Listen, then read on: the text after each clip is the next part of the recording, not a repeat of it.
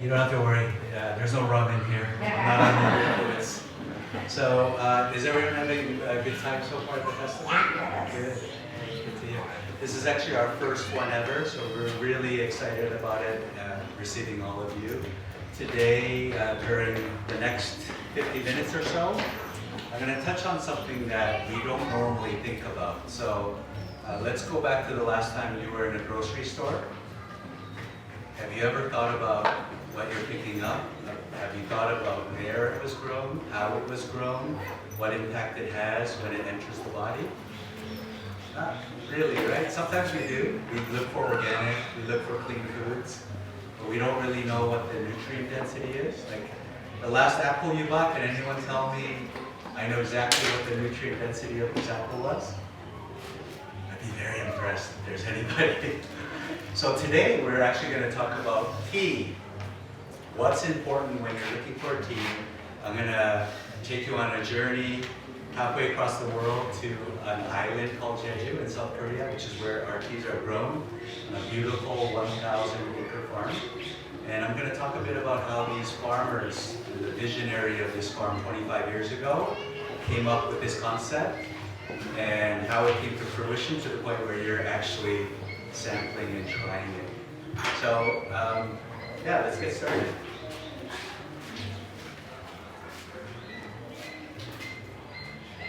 Okay, so I just mentioned how the farm was started 25 years ago. Wild Orchard, which I co-founded with several other friends and colleagues. We started Wild Orchard about 5 years ago. We're based in New York. And when we started the company to represent the farm, we told, or we asked ourselves, what do we want to set as our mission? And it really came down to two things. Number one was really impacting people's health positively.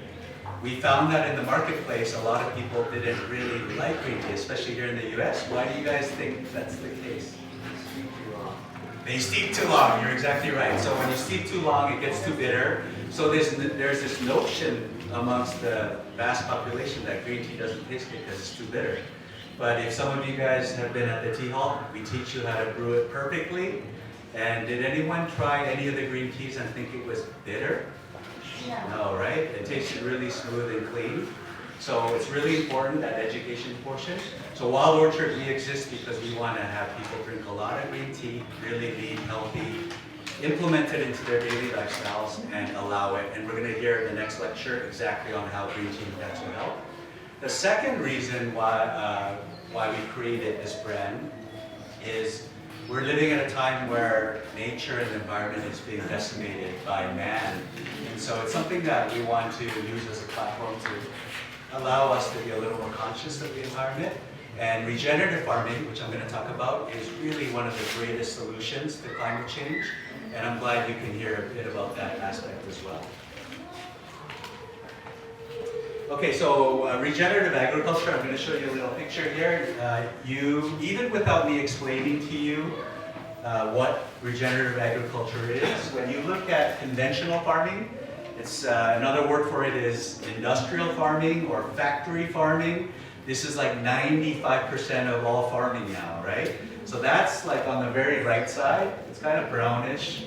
Then you have organic, which the movement started about 20, 30 years ago. And then about 22 years ago, Whole Foods, it really like brought the consciousness of clean foods to the general public. And right now what's trending is something called regenerative organic agriculture. So the question I have for you, just to keep in your mind, is where would you want your food to be grown that you're putting into your body? Most of us are consuming foods from farming from that farm, that type of farming. And I think just by you being here in nature and how many of you guys are members here at the farm? Put your hand up. So you appreciate what the farm does in terms of how they grow. So a lot of us are probably looking to purchase foods in the organic area, but now regenerative is really, really trending. So just a very 30,000-foot overview of regenerative. There are certain principles of regenerative that if you don't adhere to them, you're actually not protecting the whole ecology of an environment. So one thing is you don't want to disturb the soil. The soil is a living thing. So when you keep tilling with the tractor and uprooting the soil, it's actually not allowing the microorganisms to flourish, and you're killing it. So the moniker, just remember this: if you till, tillage is killage, right? If you till the soil constantly, you're actually killing the soil. So if you plant something there, you're not getting the living soil and the nutrients being uprooted into the crop. So when you consume that crop, you're not getting the full nutrients. You want to keep the soil covered. Just like we're all here, we wear clothes. If it's really cold or windy, we put on another layer. We're protecting the heat coming from our body. The soil is exactly the same, so we want to keep it covered with cover crop. Right? And you can actually see the farm here. If you walk in the fields, they have a lot of wood chips or lavender cuttings that are waste from their essential oil production, and they put it all in the soil just to protect it. We want to maintain a living root. A root should be in the ground because that's where the nutrients and the microorganisms of the soil move into, all the nutrients. And when you have healthy soil, you're actually pulling carbon from the air, and it's actually reversing climate change when you have healthy soil. And the last thing I want to mention is it's very important to integrate livestock, right?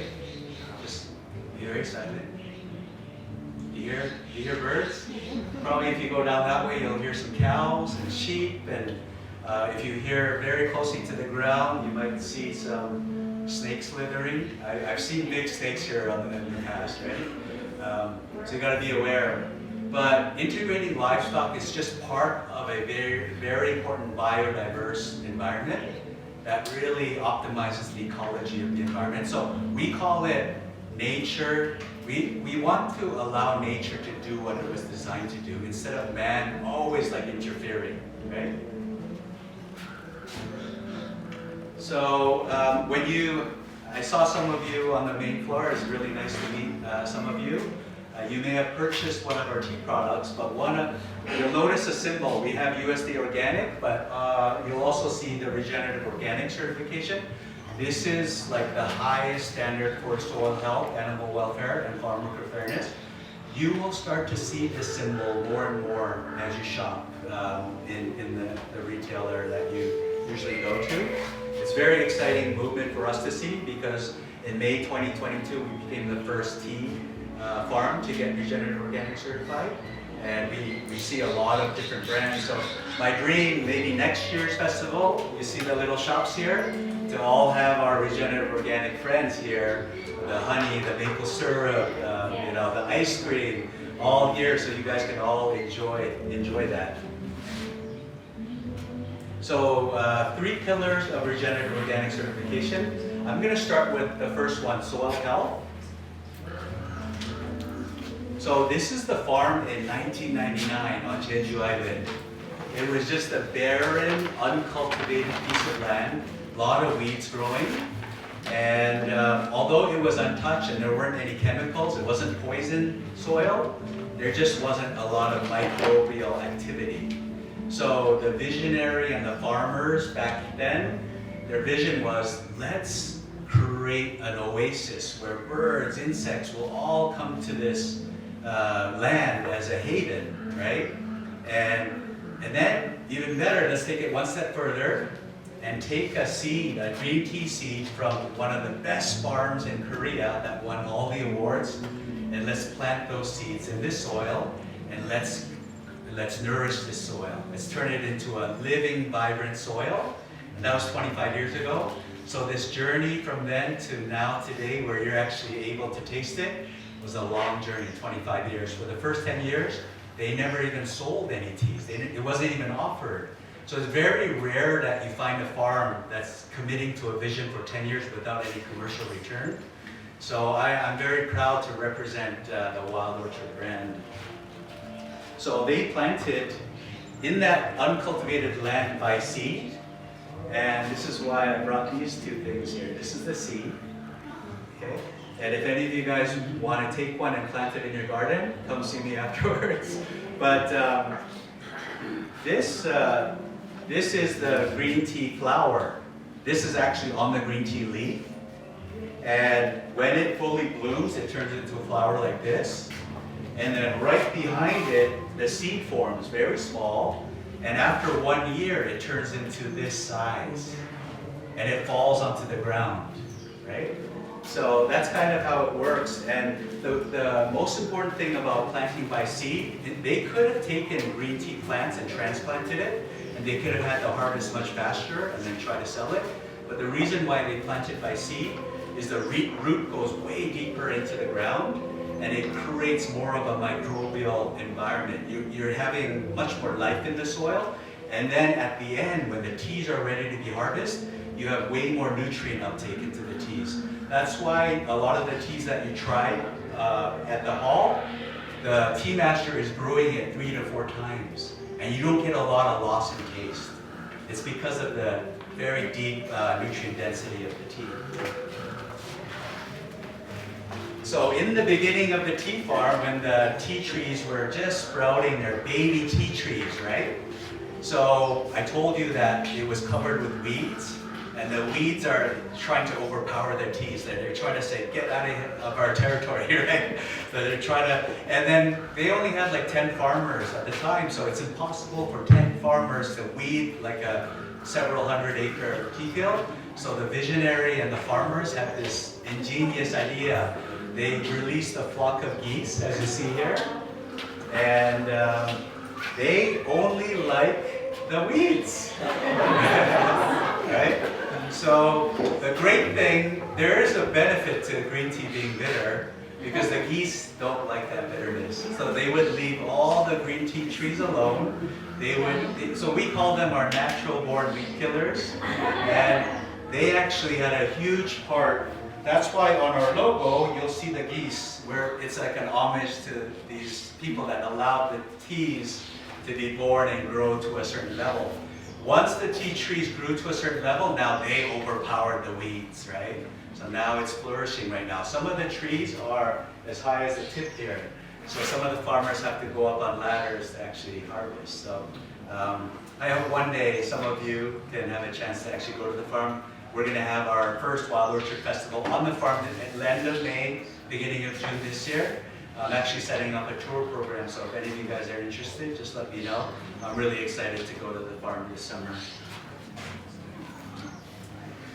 Do you guys see the little bee there?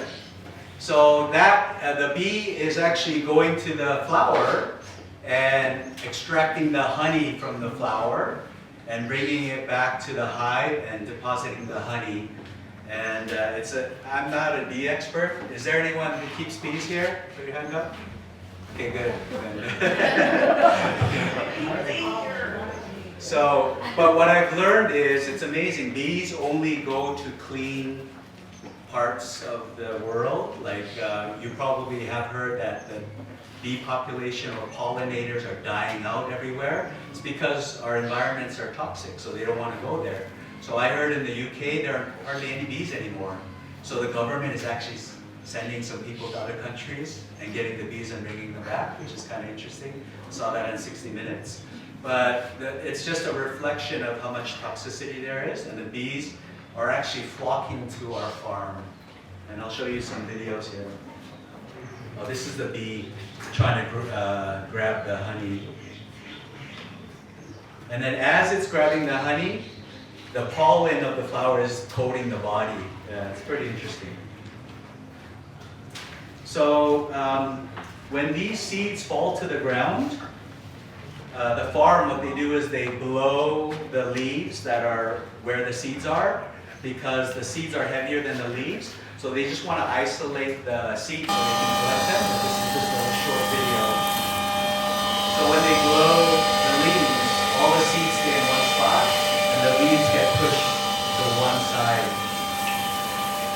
So when the leaves get pushed to one side, the farm actually doesn't waste anything. It utilizes all this organic waste, and then when they pile it up, it actually turns into compost, which provides great microbial activity in the soil and enhances it, right? And so you can see the steam coming out of it. It's because there's a lot of heat being generated during the process, right? A lot of microbial activity happening. So then the farmers, they start putting this into the bags, right? And they load it up and they start putting it next to the tea trees. And then they start putting it right under the soil, enhancing and enriching the soil in the most natural and organic way. Other farms, they'll take synthetic fertilizers, or they'll use compost that's not organic. So it has some chemicals in there, and they'll put it in the soil. But what happens is that all gets absorbed, goes into the crop, and then when we consume it, we're being exposed to some of those bad contaminants in our body. So this farm, you can be rest assured that you don't have any of that. One of the things that really moved me when I first started talking to the farm about representing them globally to promote the brand and the farm, they told me that from the very beginning, their motto was, a clean harvest requires the farmer to have a clean conscience. That's the motto of the farm. And the farmers told me when they came here that that motto stands true and strong even today. So I 100%, I drink like 2-3 liters a day. I 100% believe in what I'm drinking, that it's like nothing bad in it, 100% healthy. So it's really rare to find a farm where you can put that trust into. So this is just a picture of the dark soil. This is a reflection of the richness of the soil and the living soil. And so what I want to convey is soil is life. 95% of all of our food comes from soil, and when we put it into our bodies, it's either enhancing our health or it's damaging our health, right? So there are very little things we can control. So if we're in the outside and there's a wildfire happening, we're going to breathe all the bad pollution in. We can't control that. But what we can control is what we put into our bodies, right? So the second aspect of regenerative organic is animal welfare. And this is, how many animal lovers here? Put your hand up. Oh, wonderful. That's why we're all here, right? There's so many nice nature and wildlife here. Okay, this is just a little video of a bird on the green tea trees. It's kind of camouflage.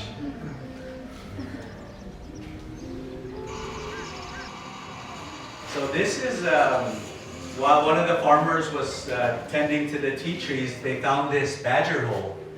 The badger, it's like the badger habitat.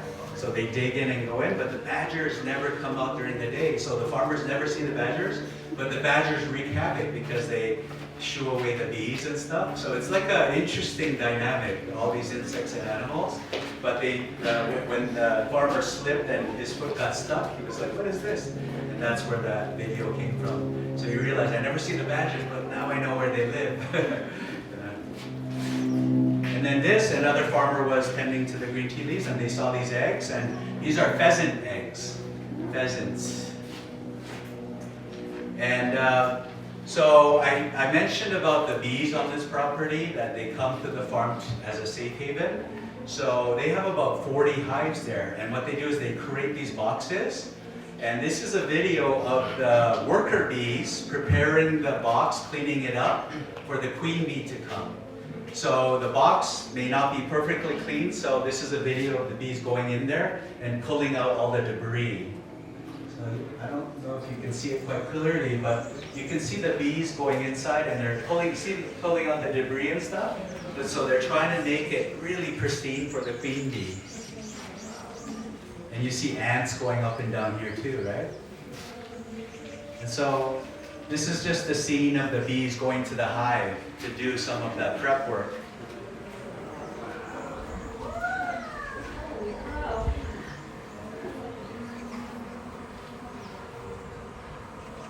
A lot of bees, right? Yeah. So bees will not go to places that are contaminated or toxic.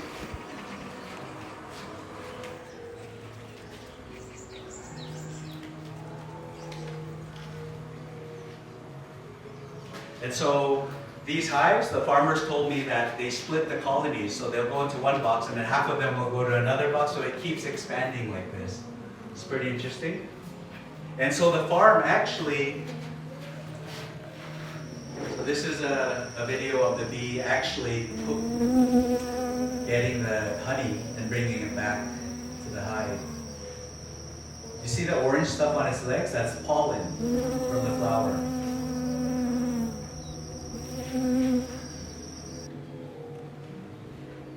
So when they bring it back to the hive, they deposit the honey they've extracted into the slots here. The shiny stuff is the honey, and then the non-shiny stuff is the pollen that gets deposited there. So the farm actually creates green tea honey, which is really fabulous. I'm gonna see if they can bring it next year's festival so everyone can have a taste. But I don't think they produce a lot of it yet. But I think over time, because there's gonna be more and more hives, that we'll have more honey. But one thing that they do produce, and for the females, this may be interesting. So once I crack the seed, right? Once it falls on the ground and cracks, then there's a seed on the inside. And what the farm does is it extracts green tea seed oil from it. And so soon we're going to come up with a skin serum from the green tea seed oil. It's supposed to be one of the best ingredients for the skin, packed with antioxidants that are prevalent in green tea, obviously. But the green tea seed oil is very, very valuable because there's not a lot of it. But we have a lot of it, right? Because we're getting all the seeds. And then later on, well, I made a mistake because yesterday I told someone, just take this and plant it. But the farmer told me, no, you gotta plant this. So I have to somehow get in touch with that person somehow. So you're planting this, right? You're learning every day something new. So I haven't seen this in life, but farmers told me it's like art. Like when you see this in real life, all the different colors, orange, yellow, brown, it's just, nature is art, right? So it's wonderful to see a farm really focusing on preserving nature. So I'm going to show, I asked if you guys are animal lovers. I think most of you put your hands up. Is anyone an insect lover? Okay, I kind of expected that. Butterflies. Oh, this is before the butterfly. This is the caterpillar. So this is a beetle, and these are all on the green tea leaves, right? You see, they're on the green tea leaves. So even insects love green tea. I'm glad the geese don't. This is a praying mantis. Yeah. This is a spider. I didn't think it was a spider, but you see the webbing? And our Mr. Snail friend. Yeah, our ladybug friend. And these are all on the green tea leaf. I forgot what this is, an inchworm. I didn't know what it was at first, but someone told me it's an inchworm. 2-inch worm. And no one knows what this is, right? Does anyone know what this is? Oh, you did? I have no idea. We're going to do some research. Yeah. But there's so many more pictures that we don't know what it is because I didn't want to show it and look stupid. So, but just know that there's so many different types of insects and bugs here, right? And then we have our deer, right? You see the deer, you see how high the tea trees are? So remember we planted by seed and they were just babies? As I said, they're as high as this tent now. And this is the tea field in the wintertime. And I thought this was cool.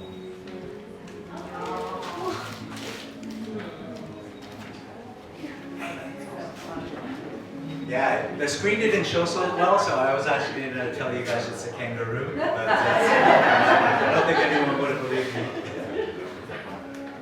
So, as much as we love our insect friends, when we take the tea, harvest it, there's a reason why we wash it 4 times. Because we love the insects and everything that goes on there, but we don't want the cobwebs, we don't want the dung from the insects on there so that it goes into your cup.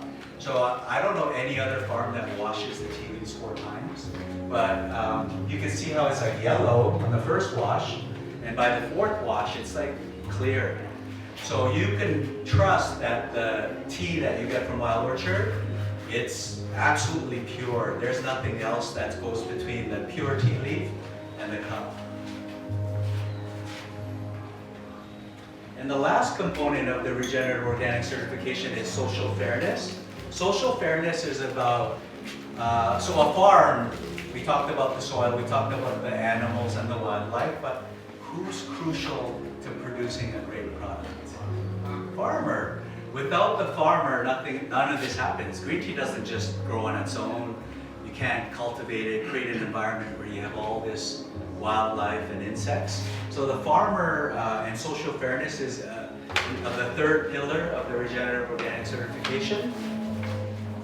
And so when we were the first farm to get the ROC certification in May of 2022. And when the auditor flew from the US to Korea, the farmers told me they got the first USDA organic certification in 2007. And so every year since then, they'd have to get an audit because they come and check, right? After the regenerative organic certification, the farmers were saying, that guy's crazy. Because normally when they go do the audits, they do it from 9 to 5. The ROC auditor, he would like stay until like 10 at night, like asking, and he actually interviewed every single staff member on the farm. And what he would ask is, are they paying you a living wage? Are you overworked? Are you happy working on this farm? They even asked if they're happy, right? So after all of that process, that we became the first to get the ROC certification. So this is a little video of the farmers working in the field with the volcanic mountains, volcanic mountains right behind there. The farm is a beautiful place, but farming is not glorious at all.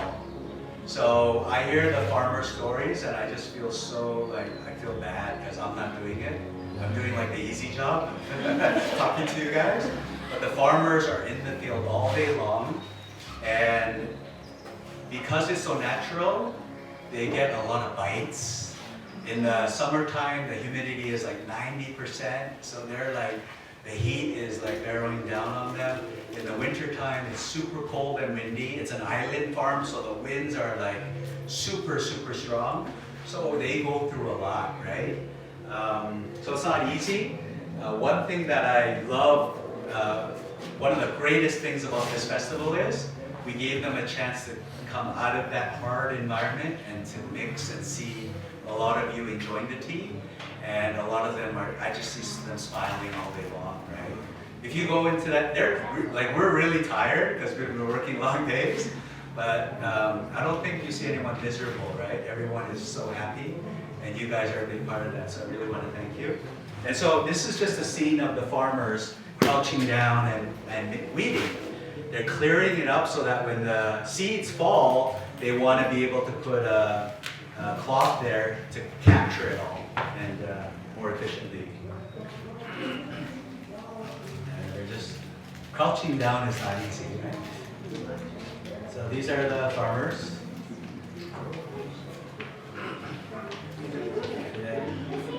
The gentleman right here, he's at the How to Make Green Tea station. His name is Henry, so please drop by and he'll be so happy. He was actually, it's his first time in America, and when he landed, I went to pick him up, and I was at the airport for 5 hours. He was stuck in immigration. They put him in, they said, go to that room, and they would not tend to him for 5 hours. So me and the other farmers, we were like, what do we do? At least let's go eat something. So we were waiting, and after 5 hours, we almost gave up. We were like, okay, they're gonna send him back, so let's head into the farm. And as soon as we got into the car, we were like 1 mile out, heading here. He called, he said, I got out. So he's so happy. He said it was one of his most miserable days because he's like, oh, I came here for the festival, and it became one of his happiest weeks this week. So please stop by and say hello to him. Yeah, he's a university graduate. Yeah. All of the farmers are very highly educated, but they made it their life mission to create the best teas in the world. So it's really great that we have a mix of older farmers and younger farmers. It really brings a lot of hope. And so how does regenerative agriculture impact health? So as you can see in the picture, when we first started the tea farm, it didn't look like that. There was no deep living root system, but now our farm is reflective of what you see on the right side. As I said in the beginning, 95%, 90% of all farms are actually on the left. They're actually killing the soil, so we call it degenerative or retract. So sustainability is just about keeping the status quo. Regenerative is net positive. We're actually improving things. So that's why it's so important. And when we put things that are grown regeneratively into our bodies, we're actually enhancing our own health. And you have to be aware because there's a lot of greenwashing going on. There are big brands saying we're regenerative, we're committed to regenerative. But if you ask them, oh, what are your farm practices? Do you have pollinators? All the stuff that I showed you, you'll get a blank stare. Like they can't answer you, right? So that's the litmus test. If anyone says we have the best regenerative farm, just ask them the questions that I posed to you today. And then they'll look at you funny. It's kind of amusing to witness. So I won't go too much into the benefits of green tea, but tea was discovered 5,000 years ago in China. Korean tea, the first record of it was about 3,000 years ago. So there's a long history. No one knows about Korean tea. People love K-dramas, K-pop. Who likes BTS here? I'm sure some of you know them. So, and then Korean food, like kimchi, right? No one really knows about tea, so we're here to change that, right? And we need your help. So, it's one of the healthiest drinks you can consume, especially incorporating it into your daily life. We'll hear about that in the next lecture. And I'm sure there are a lot of coffee lovers here too. The one difference between the caffeine in coffee and the caffeine in tea, the caffeine in coffee will give you a spike in energy and then you get a crash. So a lot of times coffee drinkers will have to keep drinking all day long to maintain that energy. But in tea, you have something called L-theanine. It's a very rare amino acid. When it combines with the caffeine, you get a very slow release. So you get a very long, sustained energy, and you have added focus and relaxation to it. So it's not just energy. So whether you're an athlete, whether you're a chef, whether you're a scientist or a surgeon, who wouldn't want energy with calm focus? That's like what everyone would want, right? But it's got to be clean. That's the importance of it. Got to make sure there's nothing like pesticides or other things that are interfering with the optimal output of those wonderful, wonderful, wonderful constituents in tea. Yeah, relaxation, focus, and energy is the really super combo within tea. Okay, and I just want you to clearly understand that the way things are farmed today, just killing the soil for the purpose of creating as much food as possible, so quantity over quality. When this happens, all the living soil and the carbon in it gets released into the air, and it's actually causing climate change. So agriculture is known to contribute 20 to 30% of all climate change. So when we start to support regenerative, we're actually doing our part to reverse that. So conventional, the carbon goes into the air, and regenerative, because the living soil is pulling it into the ground, we're actually reversing it. And so this is a picture of a conventional farm and a regenerative farm side by side, and I'll leave you with this last question. Where would you want your food that we eat every day, where would you want it grown in? The right or the left? Right. Awesome. Great. And so I'll finish off my presentation with a few beautiful images of the farm. This is the sunset right over the tea fields. And the volcanic islands are in the background. The reason why I think their teas are so special is because the soil is very mineral rich from the volcanic soil.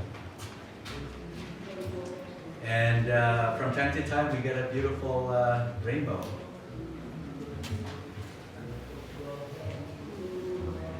So thank you very much. I'm happy to...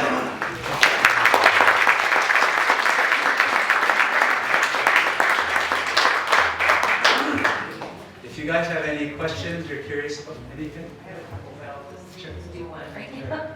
Are there any disadvantages to steeping your tea too long in terms of the nutrient content? Yeah, you're gonna get some more constituents coming out with the longer steep. It could actually be beneficial, but it's really the flavor component, right?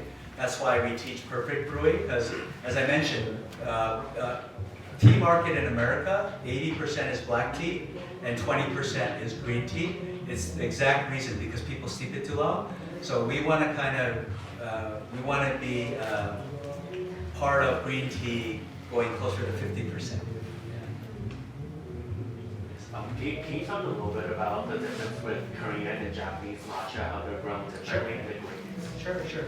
So Japanese green tea, which is very well known across the world, when they make the green tea, they steam it to stop the oxidation.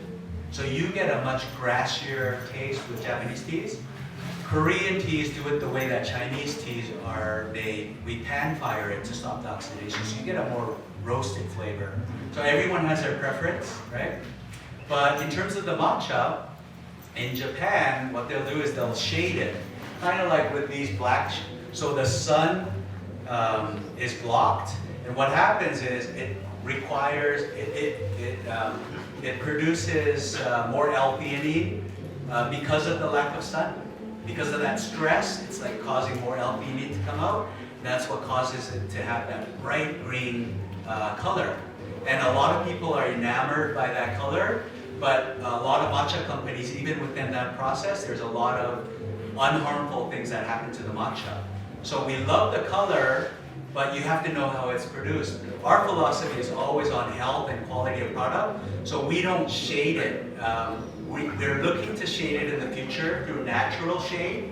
So we're trying to find a spot on the farm where you get natural shade, because when you have synthetic plastic shade and you get 90-degree heat, some of that thing's gonna heat up, and some of the chemicals are gonna off-gas into the tea plant. So that's the reason why we don't do it right now. But in the future, because people love the bright green color, we're trying to figure out how to do that as well. But that's kind of like the main difference. What would you say the mint tea, preferably chocolate mint, what family is it in? A green tea or what kind of? Or do you mean the black matcha? Or No, it's a mint, but it's a chocolate mint. What family is it in? Just the mint itself? Oh, peppermint. Yeah, I just wanted to kind of know if you know that. Is anyone expert in peppermint here? You know, the farmers here grow the peppermint, and we created a collaboration with 123 Farm. So what I'll do is, actually Molly's from the farm staff. Who's the person to speak to about the mint? Tina? Tina would be best. You could try asking anybody that does the tours. Oh, yeah. We have several tours that we offer, and so you should have some understanding of like what family the mint belongs to. Like chocolate mint is really it's related to peppermint and all the Right. others that we work. So, but there's no correlation between mint and green tea. Okay. Yeah. So we're just blending it together.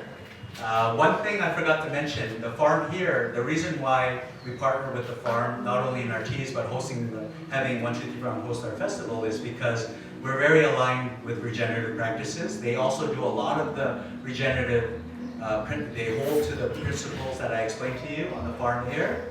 And they're in the process of getting regenerative organic certification here too. So we'll be here every year for the tea festival. They're a really, really strong partner of ours. So 123 Farm is also, any product that comes out of this farm is also something you can trust to the highest degree. First of all, thank you for the presentation. It was very informative. I personally love making coffee drink, so I'm very curious on your personal opinion. What is the best tea before sleep? For sleep. Okay, a lot of people come up and I see them with kids and they sample the tea, but I say, oh, would you like to try? And the parents go, oh, no, not for my kid. So then I ask why. And they're afraid the caffeine will not let them sleep. They'll start bouncing off the walls, right? So I explained to them that I heard this analogy and I thought it was good. So if you have two twins, identical twins, but they're separated at birth, and one grows up in a very bright, positive household, very supportive and nurturing, the other one in sunlight, the other one is very dark, kind of a dysfunctional family. 20, 30 years down the road, do you think because they're identical twins that they're going to be the same? No. So coffee, one thing is it's not grown in the sun. It's in the dark, and I know that there are quality coffee brands out there, like there are regenerative coffee brands out there, but 90% have mold or have some sort of mold in there.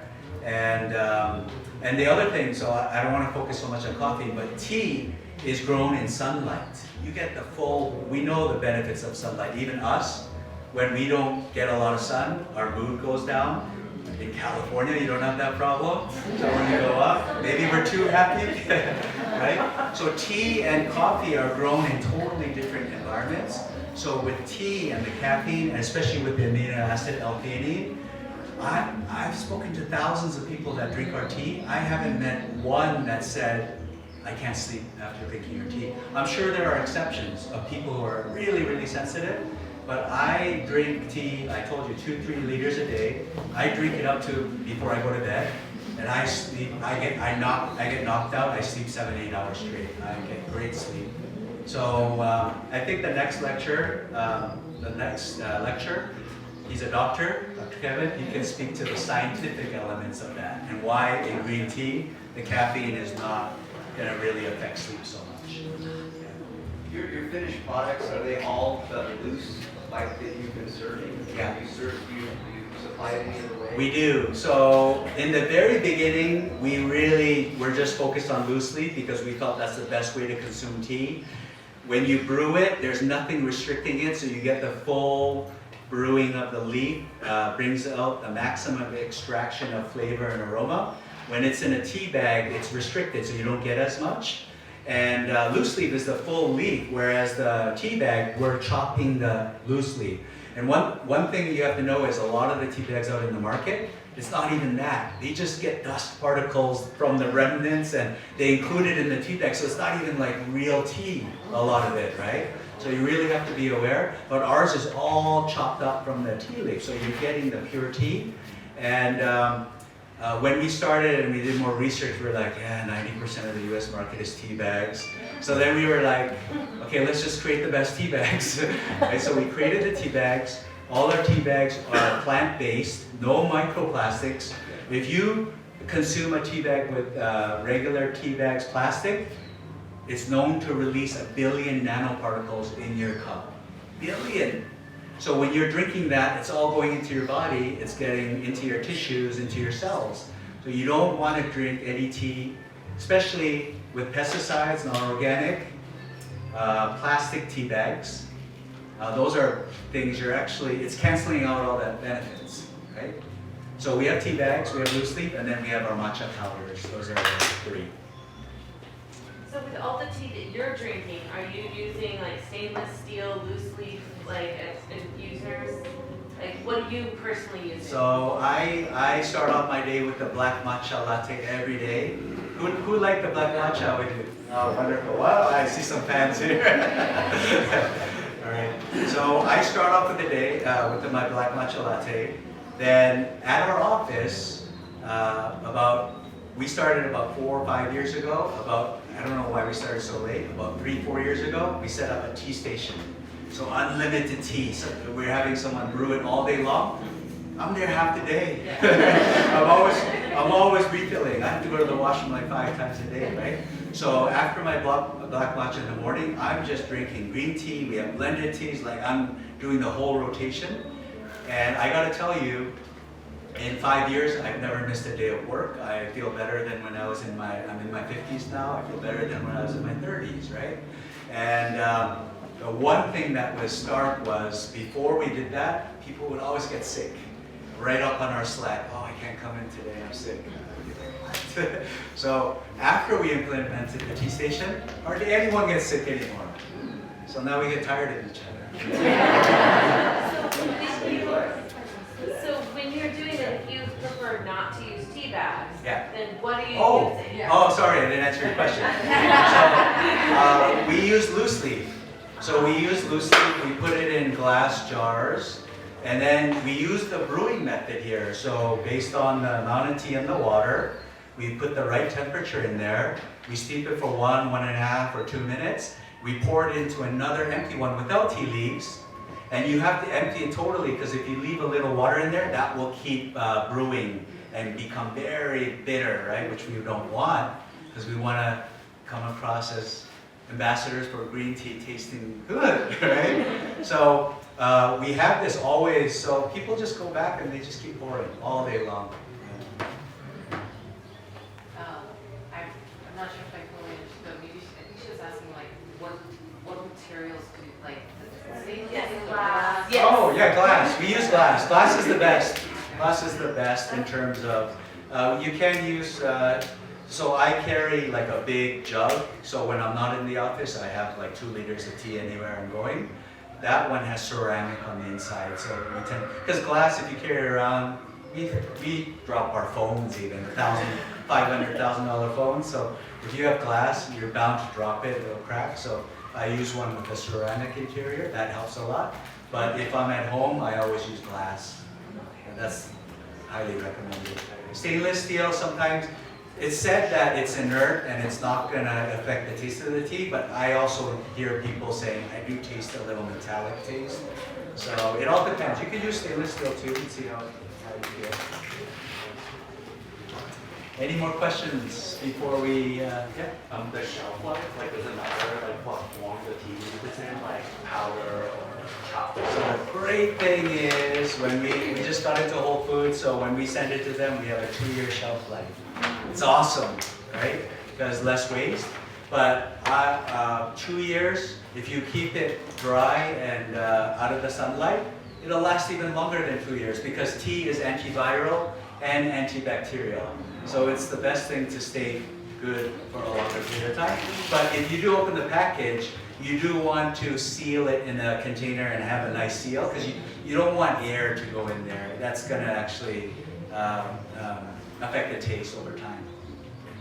Are you selling all your tea in the shop over here? We are. So all our teas, unfortunately, our best one, our first flush, I was surprised it sold out yesterday, so we don't have that. But all of our teas are available on wildorchard.com.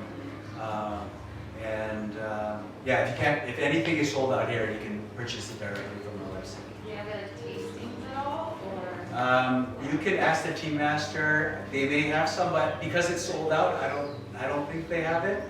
But if you go to one of the Korean tea masters and say, I really want to try it after rain, if they have some, I'm sure they'll offer you a taste. After rain? After rain. After rain means after this, after the first spring rain, that starts the harvest season in mid-April. So the first 2 buds at the top of the tea leaf, that's after rain. That's our first flush. That's won 8 international medals at the top tea competitions. So that's our signature, like, number 1. One more question, and then I think we have to move on. Yeah,